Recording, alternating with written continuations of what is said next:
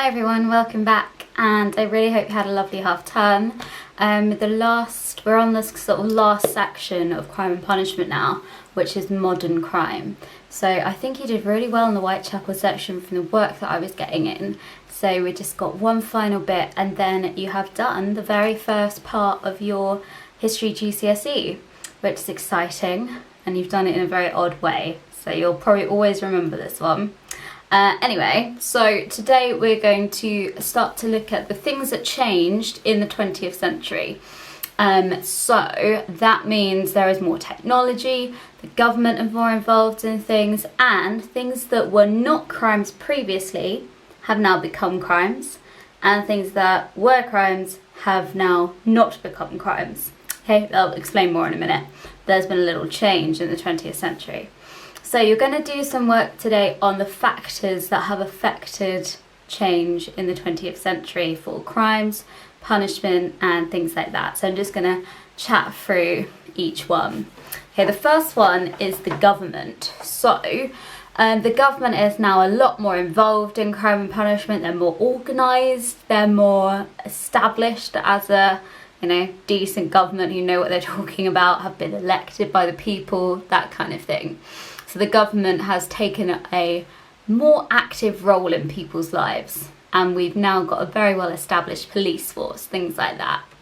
The second one is people's attitudes. So, for example, like things that weren't considered crimes before are now crimes. So, for example, race crimes. If you committed a crime against somebody because of their race or their religion, so you broke into a Jewish person's house because you are an anti-Semite and you commit those kind of awful acts. Okay, that is now, race crimes are now illegal. They weren't illegal before. That's why all sorts of things went on with the immigration and people in Whitechapel. Another good example of that is it was illegal to be gay.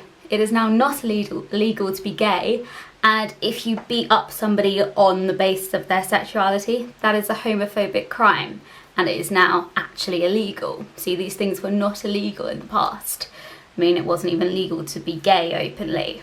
Another factor which we're going to do is technology. That's a really interesting one because it works on two kind of levels. So one is there is more technology and there are crimes that go with that. For example, we now have cars, proper cars which are used on a daily basis, and with that goes their own set of crimes. Things like, driving without a licence, not paying your insurance and driving anyway, drink driving, all of those, speeding, that would be classed as a driving crime. In the Anglo-Saxon times, they don't have cars, so you can't commit a driving crime. Also, there is obviously the internet causes a lot of crime. People stealing your identity, people like taking bank details, hacking, that kind of thing. All of that down to technology. And there's actually a third kind of wave of technology for this, like reporting and tracking crimes.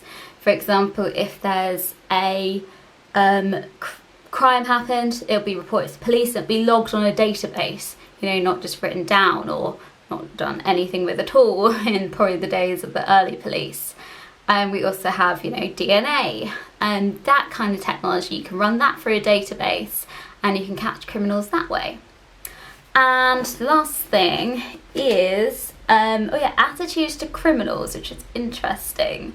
So before, we talked about this in the early prisons, it was just like they've gone there to do hard labour and be punished and be sorry for the crime they committed. Nowadays, it's more about rehabilitation. So if you go to prison, hopefully there'll be some kind of rehabilitation for you so that when you come out, you're not going to commit the same crimes. Especially for young people who commit crimes, they don't often go to prison. They'll go to young offenders units where they are able to learn things, learn skills to sort of reintegrate them back into society.